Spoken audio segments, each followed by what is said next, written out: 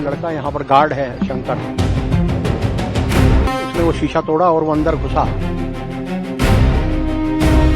तो देखा कि वो स्वाति की चुन्नी से उसने फांसी लगा रखी।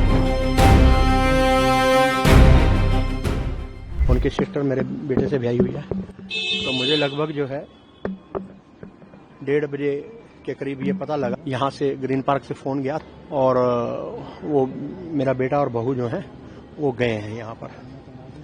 तो फिर मैंने अपने बेटे को फोन किया तो पता लगा कि ऐसे ऐसे ये घटना घट गई है और वो सफदरजंग हॉस्पिटल लेकर गए हैं अमन। तो फिर मैं जब सफदरजंग हॉस्पिटल पहुंचा तो ऑलरेडी जो है वो डॉक्टर डिक्लेयर कर चुके थे कि भी बॉट डेथ।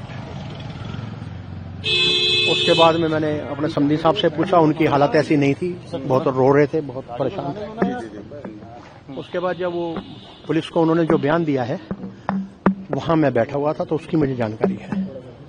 उसके अनुसार, उस बयान के अनुसार जो उन्होंने दिया है पुलिस को, रात को करीब 10 बजे ये अमन शर्मा जी का फोन गया अपने पिताजी को कि जी मैं बहुत ज्यादा परेशान हूं और मेरा तो जीना मुश्किल हो गया है। तो उन्होंने उसको ढाढ़स बंधाया और बेटा ऐसा क्या हो गया, कोई बात मैं आता हूं।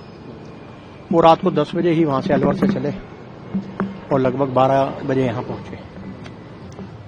तो पता लगा कि भी उनकी पत्नी से उनका कुछ वो चल रहा है। वो बोले मुझे 2 महीने से बहुत हरेस कर रखा है। एक्चुअली जो उनकी पत्नी है वो भी जुडिशियल ऑफिसर हैं और उनकी सिस्टर जो है वो IAS अधिकारी हैं और इस समय जम्मू पोस्टेड हैं। तो उनके वर्जन के अनुसार के भी उसने ये कहा अमन ने कि भाई उसका निधि मलिक का बहुत हस्तक्षेप है घर में और यहाँ सारा कंट्रोल गवर्न बाय उसी के द्वारा होता है। और जो है तो उन्होंने कहा कि कोई बात नहीं बेटा, अपना जैसे समझाने की कोशिश करी। तो वो बताते हैं कि बहू ने मुझे कहा कि अगर आप यहाँ से नहीं जाओगे तो मैं पुलिस बुला लूंगी, आपको बंद करा दूंगी। खैर वो रात को यहाँ रुके, सुबह उन्होंने कोशिश करी तो फिर इनके एक चाचा हैं, पहले तो उनके माता पिता को कांटेक्ट करने की कोशिश करी, उन्होंने उनका फोन ब्लॉक कर दिया। उसके बाद में जो है वो उनके एक चाचा दिल्ली में रहते हैं, युद्धवीर नाम है उनका, उनको उन्होंने कहा कि भी ऐसे ऐसे आप आइए। तो वो जब यहाँ आए तो जस्ट वो खड़े ही हुए थे तो उनको कोई मैसेज आया कि आप यहाँ से आ जाओ फौरन। तो वो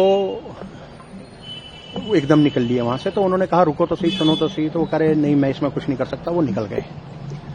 उसके बाद में जो है शोर शराबा होने लगा घर में। वो अलग कमरे में बैठ गए और अमन और स्वाति जो है वो अपने कमरे में थे। तो उसके बाद में वो कमरे में बैठे रहे। उन्होंने कहा चलो, वो उनके अनुसार स्वाति बहुत गुस्से में थी और काफी तेज तेज बोल रही थी और अमन रो रहा था। तो उसके बाद में आवाज आनी बंद हो गई। तो थोड़ी देर तो वेट करते रहे। उन्होंने सोचा हो सकता है कि आपस में कोई बात हो गई हो, सुलह सफाई हो गई। तो कह रहे उसके बाद मैं जब गया तो मैंने उससे पूछा कि कहाँ है अमन। तो उसने कहा मुझे नहीं मालूम कहाँ है। तो उन्होंने कहा भाई अभी तुम लोग यहीं बैठे हुए थे तो कहाँ गया।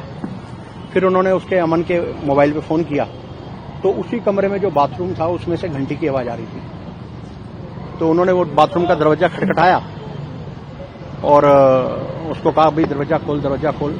इतने में वो युद्धवीर और वो निधि मलिक जो हैं दोनों आए और स्वाति दोनों बच्चों को लेकर वो नीचे उतर गई। उन्होंने बहुत कोशिश की, घर का सारा फर्नीचर वगैरह पटका उस पर दरवाजे पे, दरवाजा नहीं टूटा। फिर नीचे वाले आए तो इन्होंने बताया कि एक शीशा है उसमें शाफ्ट में। तो फिर उन्होंने सीढ़ी मंगाई। वो जो लड़का यहाँ पर गार्ड है शंकर, वो उसने वो शीशा तोड़ा और वो अंदर घुसा तो देखा कि वो स्वाति की चुन्नी से उसने फांसी लगा रखी थी और उसको उतारा गया नीचे। उतार के वो फटाफट हॉस्पिटल लेके, जहां उन्होंने कह दिया कि वो अभी अमन जी कहाँ पर पोस्टेड थे और कितनी एज थी? 30 साल उनकी आयु थी और कड़कड़डुमा कोर्ट में थे वो। ये पारिवारिक कलह की वजह से ही आपको लगता है? अब जो मुझे पता लगा है वो ये लोग हो रहे हैं। ठीक, मेरे को दोपहर को पता लगा जब वो हॉस्पिटल लेकर गए थे। हाँ, और वो पुलिस को हमने बयान, उन्होंने उसके पिता ने बयान दे दिया है सारा। जो उन्होंने बयान दिया है वही, वो मैं वहां बैठा था तो बयान सुन रहा था, वही मैंने इनको बताया है। तो आप पुलिस के माध्यम से भी बयान ले सकते हैं, और ये लिखा हुआ है वहां पर। और अब वो बॉडी लेकर अलवर गए हैं, तो मेरे को वहां पहुंचना है।